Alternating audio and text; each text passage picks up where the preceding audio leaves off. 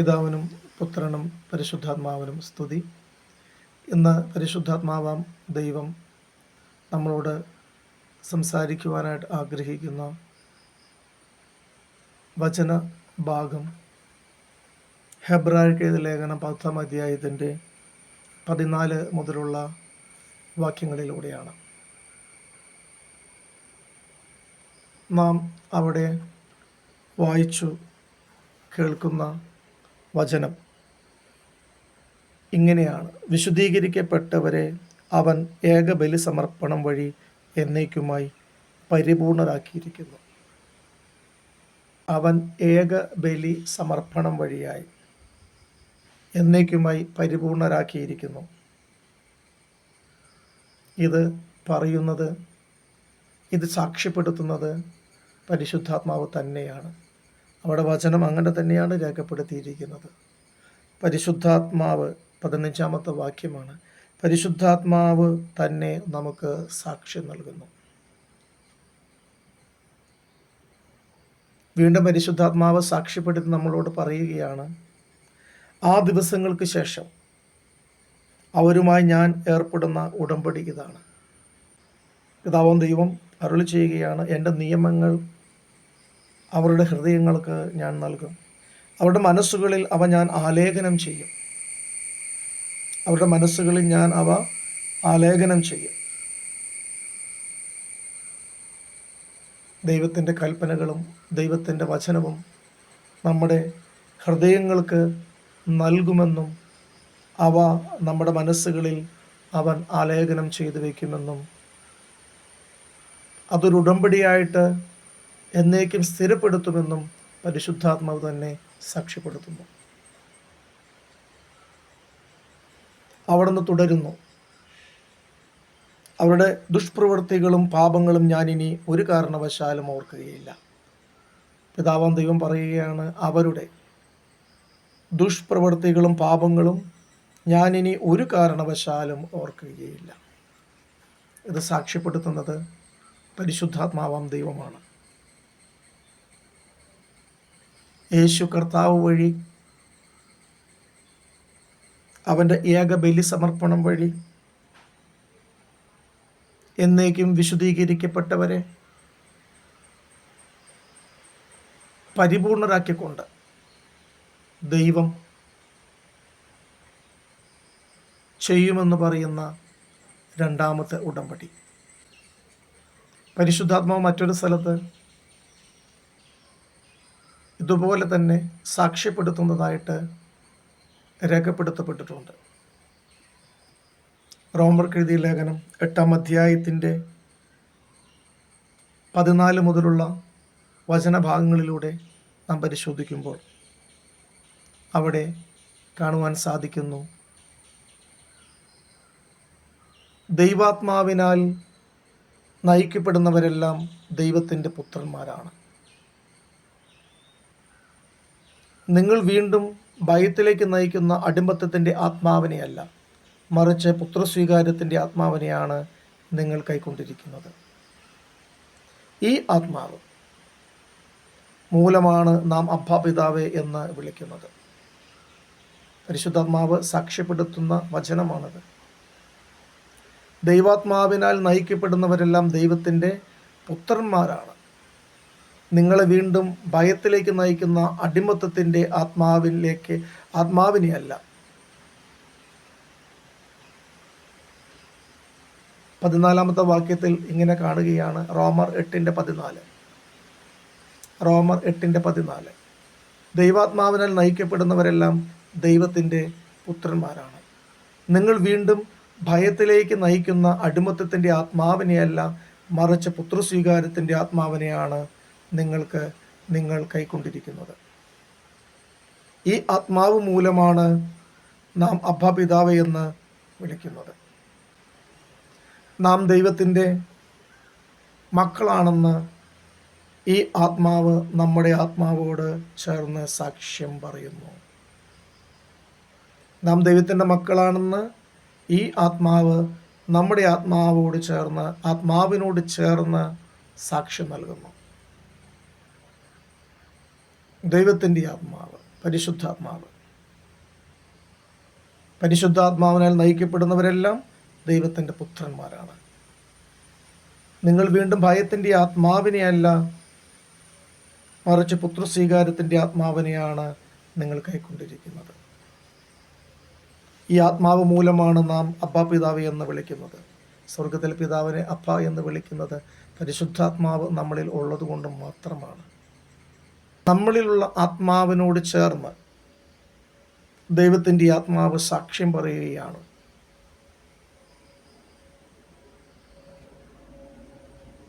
അതുകൊണ്ട് നാം അവകാശികളുമാണ്, ദൈവത്തിൻ്റെ അവകാശികളും ക്രിസ്തുവിൻ്റെ കൂട്ടവകാശികളും. പരിശുദ്ധാത്മാവ് നമ്മളോട് പറയുന്ന സാക്ഷ്യ വചന ഭാഗമാണ് ഇതെല്ലാം.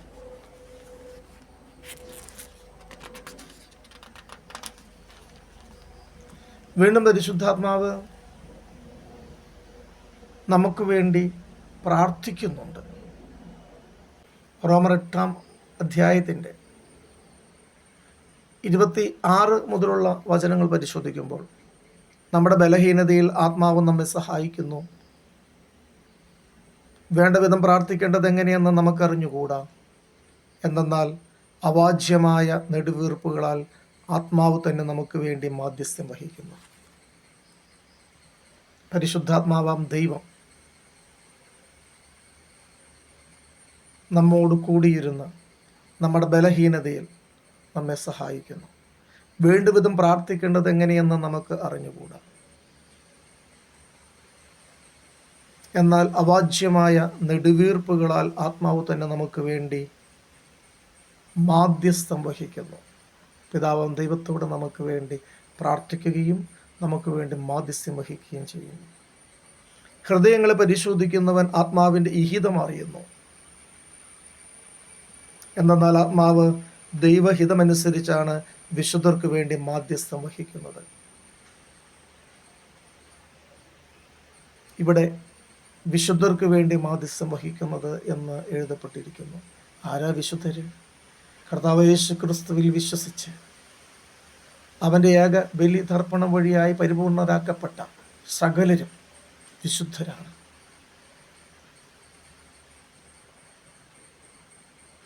അങ്ങനെ ദൈവത്താൽ നീതീകരിക്കപ്പെട്ട, കർത്താവ് യേശു ക്രിസ്തുവിൻ്റെ രക്തത്താൽ നീതീകരിക്കപ്പെട്ട സകല വിശുദ്ധർക്കും വേണ്ടി പരിശുദ്ധാത്മാവ് മാധ്യസ്ഥം വഹിക്കുന്നു.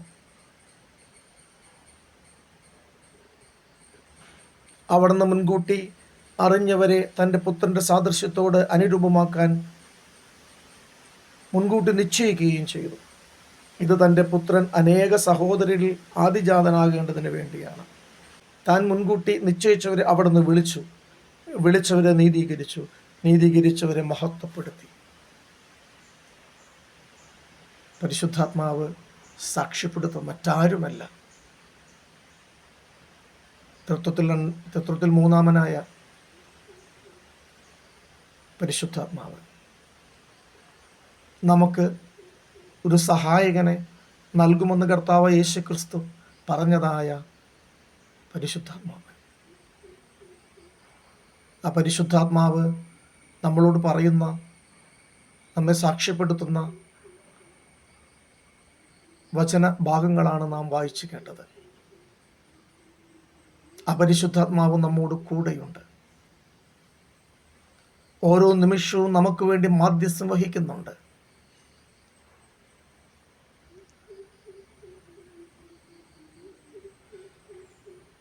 പ്രാർത്ഥിക്കുവാൻ അറിയാതിരിക്കുമ്പോഴും നമുക്ക് വേണ്ടി അവാച്യമായ ശബ്ദത്തോടെ നെടുവീർപ്പുകളോടെ നമുക്ക് വേണ്ടി നമ്മെ പ്രാർത്ഥിക്കുവാൻ പഠിപ്പിക്കുന്നുണ്ട്. ആ പരിശുദ്ധാത്മാവ് നമ്മുടെ ഉള്ളിൽ വസിക്കുന്നിടത്തോളം കാലം പരിശുദ്ധാത്മാവ് നമ്മെ തീർച്ചയായും നേരായ വഴിയിലൂടെ തന്നെ നടത്തുക തന്നെ ചെയ്യും എന്ന് നാം തിരിച്ചറിയണം.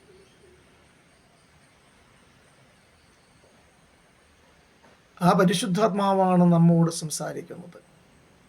പരിശുദ്ധാത്മാവാണ് പരിശുദ്ധ സ്ലീഹന്മാർ വഴിയായിട്ട് സംസാരിച്ചത്. വിശുദ്ധ ലിഖിതം മുഴുവനും രേഖപ്പെടുത്തിയിരിക്കുന്നത് പരിശുദ്ധാത്മാവ് പറഞ്ഞു കൊടുത്ത പ്രകാരം പരിശുദ്ധാത്മാ പ്രേരിതമായിട്ടാണ്. സുവിശേഷങ്ങളെല്ലാം രേഖപ്പെടുത്തിയിരിക്കുന്ന പരിശുദ്ധാത്മാ പ്രേരിതമായിട്ടാണ്. കർത്താവ് പറഞ്ഞിട്ടുണ്ടല്ലോ, പരിശുദ്ധാത്മാവ് വന്നു കഴിയുമ്പോൾ അവൻ സകലതും നിങ്ങൾക്ക് വെളിപ്പെടുത്തി തരും. എൻ്റെ സഹോദരന്മാരെ, നമുക്ക് ആ പരിശുദ്ധാത്മാവിൻ്റെ വാക്കുകളെ ശ്രദ്ധയോടെ ശ്രവിക്കാം. അവൻ്റെ മുമ്പാകെ നമുക്ക് പൂർണ്ണമായി സമർപ്പിക്കാം. ഏതെങ്കിലും വിധത്തിലൊക്കെയും നാം പാപം ചെയ്തു പോയിട്ടുണ്ടെങ്കിൽ കർത്താവ് പറയുന്നുണ്ട്, പിതാവിനോട് ചെയ്ത പാപം ക്ഷമിക്കപ്പെടും, പുത്രനോട് ചെയ്ത പാപം ക്ഷമിക്കപ്പെടും. പക്ഷെ പരിശുദ്ധാത്മാവിനെതിരെ ചെയ്യുന്ന പാപം ക്ഷമിക്കപ്പെടുകയില്ല. കർത്താവ് യേശു ക്രിസ്തു നമുക്ക് വാഗ്ദാനം തന്നിട്ടുണ്ട്, നിങ്ങൾ എന്നെ സ്നേഹിക്കുന്നുവെങ്കിൽ എൻ്റെ കൽപ്പനകൾ പാലിക്കും. ഞാൻ പിതാവിനോട് അപേക്ഷിക്കുകയും എന്നേക്കും നിങ്ങളോട് കൂടിയായിരിക്കാൻ മറ്റൊരു സഹായകനെ അവിടുന്ന് നിങ്ങൾക്ക് തരികയും ചെയ്യും.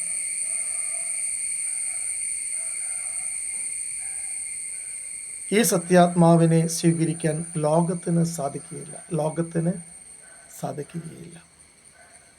കാരണം അത് അവനെ കാണുകയോ അറിയുകയോ ചെയ്യുന്നില്ല. എന്നാൽ നിങ്ങൾ അവനെ അറിയുന്നു, കാരണം അവൻ നിങ്ങളോടൊത്ത് വസിക്കുന്നു, നിങ്ങളിൽ ആയിരിക്കുകയും ചെയ്യുന്നു. കർത്താവ് പറയുന്ന വചനമാണ്, മാറ്റമില്ലാത്ത വചനമാണ്. ലോകത്തിന് പരിശുദ്ധാത്മാവിനെ സ്വീകരിക്കാൻ സാധിക്കുകയില്ല. പക്ഷേ നിങ്ങൾ അവനെ അറിയുന്നു, കാരണം അവൻ നിങ്ങളോടൊത്തു വസിക്കുന്നു, നിങ്ങളിൽ ആയിരിക്കുകയും ചെയ്യും. വീണ്ടും കർത്താവ് പറയുകയാണ്, ഇനിയും വളരെ കാര്യങ്ങൾ എനിക്ക് നിങ്ങളോട് പറയാനുണ്ട്, എന്നാൽ അവ ഉൾക്കൊള്ളാൻ ഇപ്പോൾ നിങ്ങൾക്ക് കഴിയില്ല. സത്യാത്മാവ് വരുമ്പോൾ നിങ്ങളെ സത്യത്തിൻ്റെ പൂർണ്ണതയിലേക്ക് നയിക്കും. പരിശുദ്ധാത്മാവ് വന്നു കഴിയുമ്പോൾ നിങ്ങളെ സത്യത്തിൻ്റെ പൂർണ്ണതയിലേക്ക് നയിക്കും. അവൻ സ്വമേധയാ ആയിരിക്കുകയില്ല സംസാരിക്കുന്നത്, സ്വന്തം ഇഷ്ടപ്രകാരമല്ല അവൻ സംസാരിക്കുന്നത്. അവൻ കേൾക്കുന്നത് മാത്രം സംസാരിക്കും. പിതാവിൽ നിന്ന് കേൾക്കുന്നത് പരിശുദ്ധാത്മാവ് നമ്മെ അറിയിച്ചുകൊണ്ടേയിരിക്കും, സംസാരിച്ചുകൊണ്ടേയിരിക്കും. വരുവാനിരിക്കുന്ന കാര്യങ്ങൾ അവൻ നിങ്ങളെ അറിയിക്കും, സംഭവിക്കാനിരിക്കുന്ന കാര്യങ്ങൾ നിങ്ങൾ അറിയും. അവൻ എനിക്കുള്ളവയിൽ നിന്ന് സ്വീകരിച്ച് നിങ്ങളോട് പ്രഖ്യാപിക്കും. യേശു കർത്താവിൻ ഉള്ളതിൽ നിന്ന് സ്വീകരിച്ച് നിങ്ങളോട് പ്രഖ്യാപിക്കും. അങ്ങനെ അവൻ എന്നെ മഹത്വപ്പെടുത്തും. പിതാവിനുള്ളതെല്ലാം എനിക്കുള്ളതാണ്. അതുകൊണ്ടാണ് എനിക്കുള്ളതിൽ നിന്ന് സ്വീകരിച്ച് അവൻ നിങ്ങളോട് പ്രഖ്യാപിക്കുമെന്ന് ഞാൻ പറഞ്ഞത്. പരിശുദ്ധാത്മാവാം ദൈവം വന്നു കഴിയുമ്പോൾ നമുക്ക് ലഭിക്കുന്നതായ വലിയ സംരക്ഷണമാണത്. വീണ്ടും കർത്താവ് യോഹന്നാന്റെ സുവിശേഷം 15-ാം അധ്യായത്തിൻ്റെ 26-ാം വാക്യത്തിൽ ഇങ്ങനെ സംസാരിക്കുന്നു, ഞാൻ പിതാവിൻ്റെ അടുത്ത് നിന്ന് അയക്കുന്ന സഹായകൻ, പിതാവിൽ നിന്ന് പുറപ്പെടുന്ന ആ സത്യാത്മാവ് വരുമ്പോൾ അവൻ എന്നെക്കുറിച്ച് സാക്ഷ്യം നൽകും. ആരംഭം മുതൽ എന്നോടുകൂടെ ഉള്ളവരായതുകൊണ്ട് നിങ്ങളും സാക്ഷ്യം നൽകണം. പരിശുദ്ധാത്മാവ് സാക്ഷ്യം നൽകുമെന്ന് കർത്താവ് യേശു ക്രിസ്തു തന്നെ കൽപ്പിച്ച് അരുളി ചെയ്തിരിക്കുന്നു. അതാണ് നാം മുന്നമേ കേട്ടത്, പരിശുദ്ധാത്മാവ് പറഞ്ഞ സാക്ഷ്യങ്ങൾ. അതുകൊണ്ട് നമ്മോട് പറയുകയാണ്, നിങ്ങളും സാക്ഷ്യം പറയുന്നവരാകണം. ആരംഭം മുതൽ എന്നോട് കൂടെ ഉള്ളവരാകൊണ്ട് നിങ്ങളും സാക്ഷ്യം നൽകും. യോഹന്നാന്റെ സുവിശേഷം 16-ാം അധ്യായത്തിൻ്റെ 8-ാമത്തെ വാക്യം നമ്മൾ പരിശോധിക്കുമ്പോൾ കാണുവാൻ സാധിക്കുന്നത്, അവൻ വന്ന് പാപത്തെക്കുറിച്ചും നീതിയെക്കുറിച്ചും ന്യായവിധിയെക്കുറിച്ചും ലോകത്തെ ബോധ്യപ്പെടുത്തും.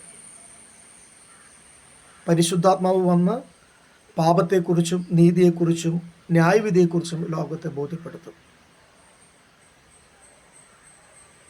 അവർ എന്നിൽ വിശ്വസിക്കാത്തതിനാൽ പാപത്തെക്കുറിച്ചും ഞാൻ പിതാവിൻ്റെ അടുക്കിലേക്ക് പോകുന്നതുകൊണ്ട് നിങ്ങൾ ഇനിമേൽ എന്നെ കാണുകയില്ലാത്തതുകൊണ്ടും നീതിയെക്കുറിച്ചും ഈ ലോകത്തിൻ്റെ അധികാരി വിധിക്കപ്പെട്ടിരിക്കുന്നതായ ന്യായവിധിയെക്കുറിച്ചും ബോധ്യപ്പെടുത്തും. പരിശുദ്ധാത്മാവ് വന്നു കഴിയുമ്പോൾ സംഭവിക്കുന്ന കാര്യങ്ങളാണ്. പരിശുദ്ധാത്മാവിന് ഒരു വ്യക്തിക്ക് ലഭിക്കാതെ, പരിശുദ്ധാത്മാവ് വസിക്കാതെ പാപത്തെക്കുറിച്ച് അവന് ഗ്രഹിക്കുവാൻ പോലും സാധിക്കുകയില്ല. അവന് നീതിയെക്കുറിച്ച് മനസ്സിലാക്കാൻ സാധിക്കില്ല, ന്യായവിധിയെക്കുറിച്ച് മനസ്സിലാക്കാൻ സാധിക്കുകയില്ല. പാപത്തെക്കുറിച്ചും നീതിയെക്കുറിച്ചും ന്യായവിധിയെക്കുറിച്ചും അറിയണമെങ്കിൽ പരിശുദ്ധാത്മാവും ദൈവത്തിൻ്റെ സഹായം നമുക്ക് ആവശ്യം മതിയായേ കൂടും.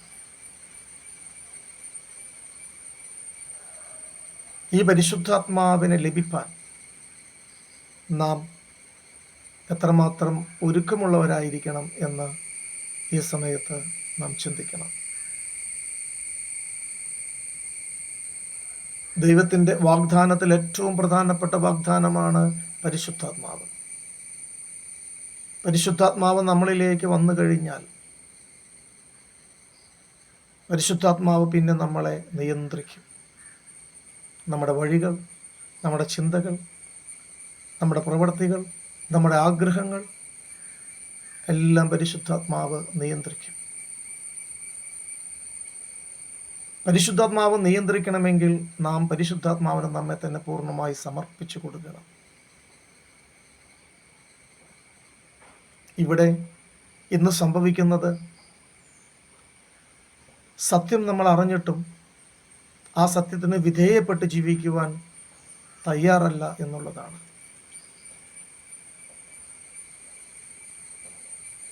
പരിശുദ്ധാത്മാവിൻ്റെ ഈ വലിയ സംരക്ഷണവും കരുതലും നടത്തിപ്പും ദൈവം നമുക്ക് വാഗ്ദാനം ചെയ്തിട്ടും ആ പരിശുദ്ധാത്മാവിൻ്റെ ശബ്ദം, സ്വരം തിരിച്ചറിയുവാനോ അവൻ പറയുന്ന വഴികളിലൂടെ പോകുവാനോ നമുക്ക് പലപ്പോഴും സാധിക്കാതെ പോകുന്നു.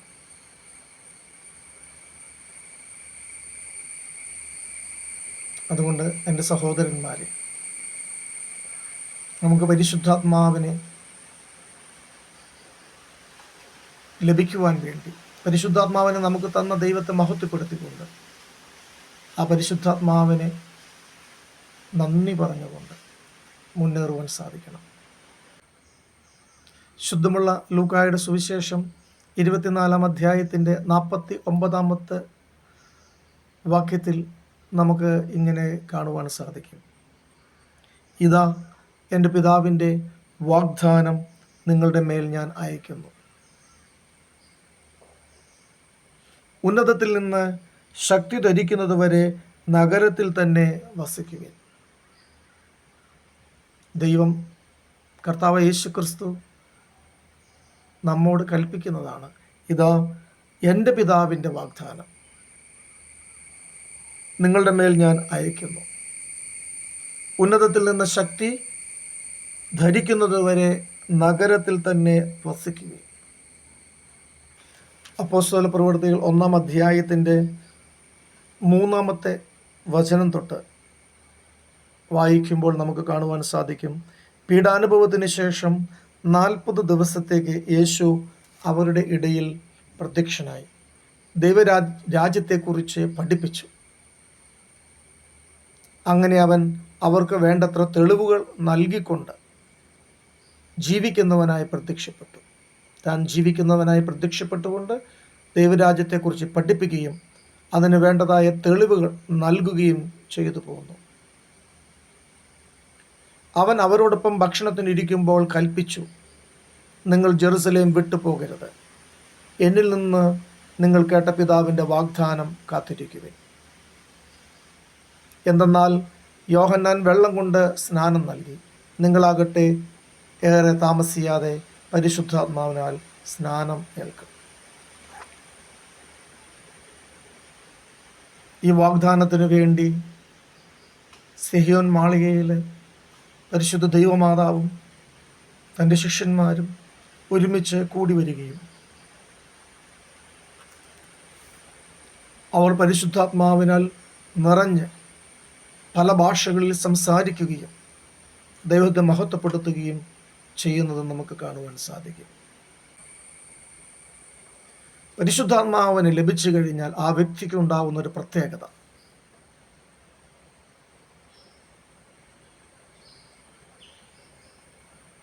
അപ്പോസ്തല പ്രവർത്തനങ്ങളിൽ തന്നെ 1-ാം അധ്യായത്തിൻ്റെ 8-ാം വാക്യത്തിൽ അത് രേഖപ്പെടുത്തിയിട്ടുണ്ട്.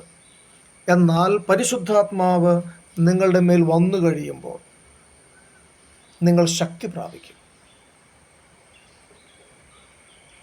ഏറ്റവും അടിസ്ഥാനമായ ഒന്നാണ്, നിങ്ങൾ ശക്തരായിത്തീരും. പരിശുദ്ധാത്മാവിനാൽ നിങ്ങൾ ശക്തി പ്രാപിക്കും. വീണ്ടും ജെറുസലേമിലും യൂദ മുഴുവനിലും സമരിയയിലും ഭൂമിയുടെ അതിർത്തികൾ വരെയും നിങ്ങൾ എനിക്ക് സാക്ഷികളായിരിക്കുകയും ചെയ്യും. ഒരു വ്യക്തിക്ക് പരിശുദ്ധാത്മാവിനെ ലഭിച്ചു കഴിഞ്ഞാൽ അവർ ശക്തരാകും. അവർ എല്ലായിടങ്ങളിലും ദൈവത്തിൻ്റെ സാക്ഷികളായി തീരുകയും ചെയ്യും.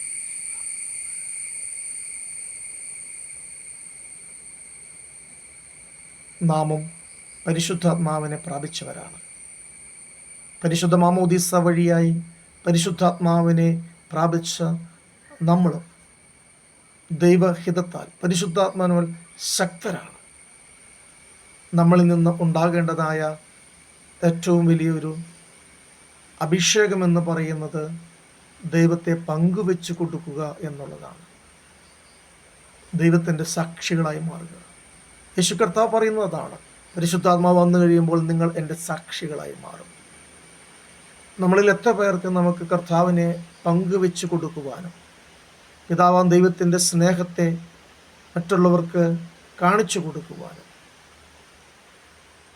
കരുണയിലേക്കും ദൈവസ്നേഹത്തിലേക്കും നിത്യജീവനിലേക്കും അവരെ ചേർത്ത് പിടിക്കുവാനും സാധിക്കുന്നുണ്ട് എന്ന് നാം ചിന്തിക്കണം. പരിശുദ്ധാത്മാവാം ദൈവം നമ്മളോട് കാണിക്കുന്നതായ കരുതൽ, നമുക്ക് വേണ്ടി പ്രാർത്ഥിക്കുമ്പോൾ, നമുക്ക് വേണ്ടി മാധ്യസ്ഥം വഹിക്കുമ്പോൾ നിരാശപ്പെട്ട് വീണു പോകാതെ നമ്മെ ധൈര്യപ്പെടുത്തി വചനത്തിൻ്റെ സാക്ഷ്യങ്ങളാൽ നമ്മളെ ഉറപ്പിക്കുമ്പോൾ ദൈവത്തിൻ്റെ സ്നേഹം എത്രമാത്രം നമ്മോട് കൂടെ ചേർന്നിരിക്കുന്നു എന്ന് നാം തിരിച്ചറിയണം. ലോകത്തിന് ഈ പരിശുദ്ധാത്മാവിനെ പ്രാപിപ്പാൻ സാധിക്കുകയില്ല. പക്ഷെ കർത്താവ് യേശു ക്രിസ്തു പറഞ്ഞു, നിങ്ങൾക്ക് അവനെ പ്രാപിപ്പാൻ സാധിക്കും.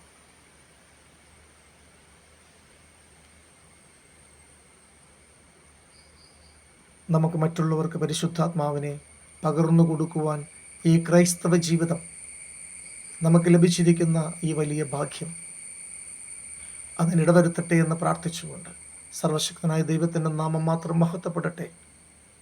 എല്ലാവരെയും ദൈവം അനുഗ്രഹിക്കുമാറാകട്ടെ. ആമേൻ.